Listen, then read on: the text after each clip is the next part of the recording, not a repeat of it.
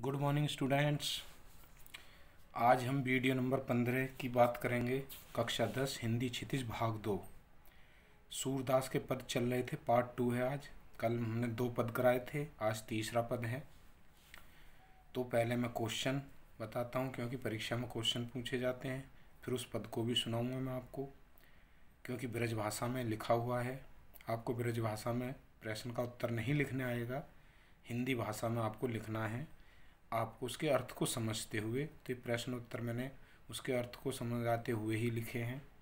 अगर आपने इसको समझ लिया तो आप इसके प्रश्न जो भी परीक्षा में पूछा जाएगा उसका आंसर आप अच्छी प्रकार से दे पाएंगे। ठीक है छात्रों, तो आज हम इसकी बात करते हैं पद तीसरे की।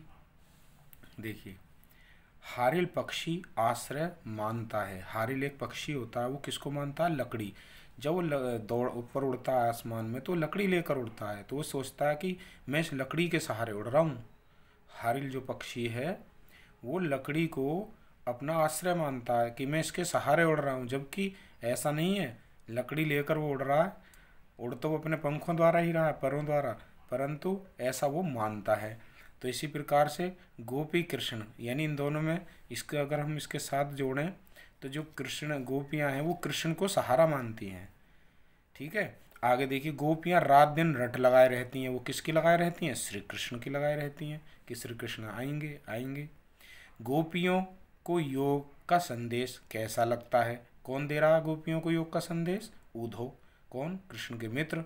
लेकिन हमें यहाँ योग का संदेश कैसा लगता है? कड़वी ककड़ी के समान लगता है, ये बताया था। अनदेखी बीमारी है, यानी ये जो इसमें बताया कि जो उनका संदेश है वो मानती हैं कि ये ऐसी अनदेखी बीमारी है जिसका पता ही नहीं है, जो आप हमें बता रहे हैं कि योग करें। गोपियाँ कैसे लोगों को योग का संदेश देने की बात कहती हैं, लेकिन वो ये जो योग का संदेश वो गोपियों को दे रहे हैं उद्धव, तो वो किसको देने की बात करती हैं? वो कहती हैं कि जिसका मन अस्थिर है, चंचल है चित्त, इधर उधर भटकता रहता है। हमारा तो श्री कृष्ण में मन लगा हुआ है, ईश्वर भक्ति में लगा हुआ है, तो हमें योग संदेश देने की आपको आवश्यकता नहीं है। ये योग का संदेश उन्हें दीजिए जो अस्थिर मन है। ठीक है, आगे, गोपियाँ मन कर्म व वचन से किसकी भक्ति को दृढ़ता से पकड़ रखा है, यानी किसकी भक्ति को उन्होंने दृढ़ता से पकड़ रखा है? किसकी भक्ति को? श्री कृष्ण की भक्ति करना चाहती हैं वो। ठीक है, नंद नंदन शब्द का प्रयोग किया गया किसके लिए? नंद दिखा तो नंद बाबा थे वो, और नंदन श्री कृष्ण को, यानी नंद बाबा के पुत्र श्री कृष्ण के लिए नंद नंदन शब्द का प्रयोग किया, यानी नंद के नंदलाल यानी श्री कृष्ण। तिन्हीं ले सौंपो से आज से क्या है? योग का नीरस संदेश उन लोगों को सौंपो श्री कृष्ण में अनुरक्त नहीं है, जिनका मन श्री कृष्ण में नहीं लगता। यानी ये जो आप संदेश दे रहे हैं नीरस, यानी जो हमारे लिए नीरस है, यानी किसी काम का नहीं है, आप उन्हें दीजिए जो श्री कृष्ण में अनुरक्त नहीं है, यानी जिनका श्री कृष्ण की भक्ति में मन नहीं लगता। अब देखिए, अब हम इसको पढ़ते हैं। अरे एक और है, मन चक्री कहने से क्या तात्पर्य है? यानी वो एक आराध्य पर नहीं टिकता, यानी एक भगवान या एक ईश्वर, यानी एक जगह जिसका मन नहीं टिकता।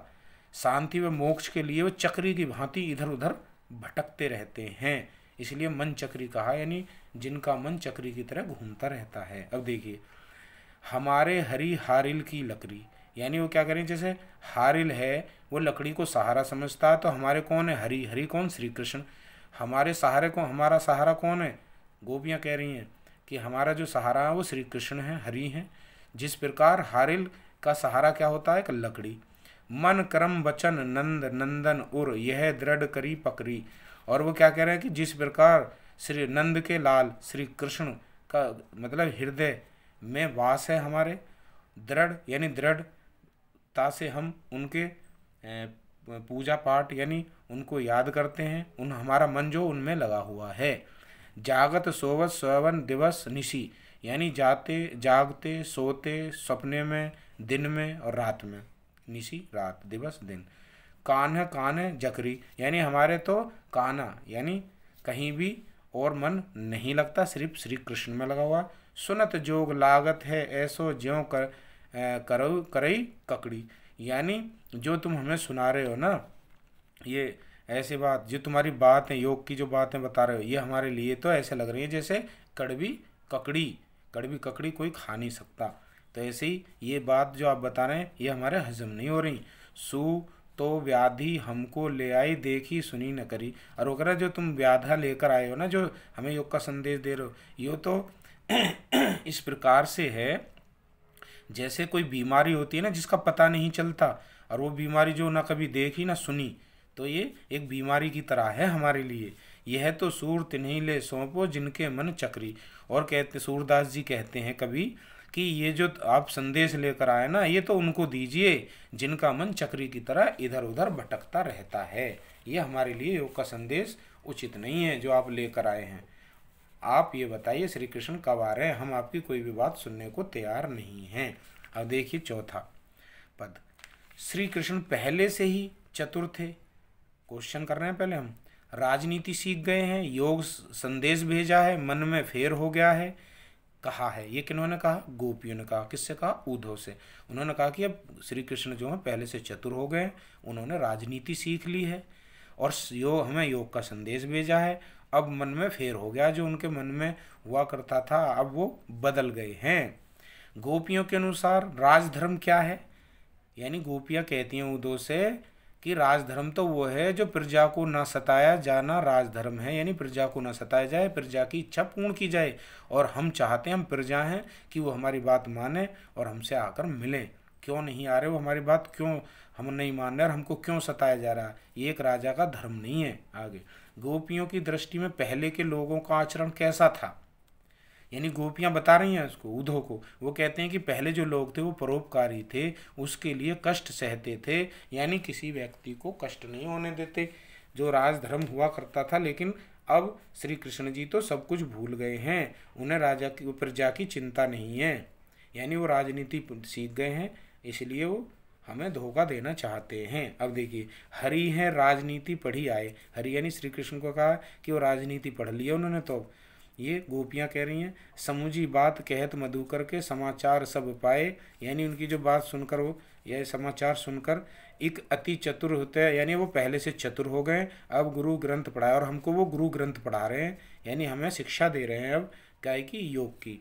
बड़ी बुद्धि जानी जो उनकी जोग संदेश पठाए, और हमें योग का संदेश दे रहे हैं, यानी बड़ी बुद्धि यानी वो ज़्यादा ज्ञानी बन गए हैं अब, यानी राजनीति पढ़कर। उधो भले लोग आगे के परहित डोलत धाये, अब अपने मन फेर पाइए, चलत जू हते चुराए, ते क्यों अनीति करे आपन, जय कर अनीति छुड़ाए, राजधर्म तो यह है सूरजो प्रजा ने जाही सताए। तो यहाँ पर वो कहती हैं कि जो आप संदेश दे रहे हैं उद्धव में आकर, हमारे मन में तो सिर्फ श्री कृष्ण हैं और हम उन्हें भूल नहीं सकते हैं। अब वो जो नीति की बात करते थे वो अनीति की बात कर रहे हैं, यानी अब प्रजा की उन्हें चिंता नहीं है। और राजा का धर्म होता है कि प्रजा सताई न जाए, परंतु हमारे साथ तो ऐसा ही हो रहा है। और वो बार बार क्या अनुग्रह कर रही हैं उद्धव से कि श्री कृष्ण से जाकर कहो हमें कोई भी बात हम सुनने को तैयार नहीं है, वो हमारे पास आएँ और हमारी व्यथा सुने। तो हम किसी भी बात को सुनने को तैयार नहीं हैं। उद्धव समझा समझा कर परेशान हैं और वो बार बार श्री कृष्ण से कहते भी हैं वहाँ जाकर, पर श्री कृष्ण इतने व्यस्त हैं, लेकिन वो भी आने को तैयार नहीं है। पर वो उद्धव से कहते हैं तू मेरा मित्र है, तू भी किसी भी प्रकार उन्हें समझाए।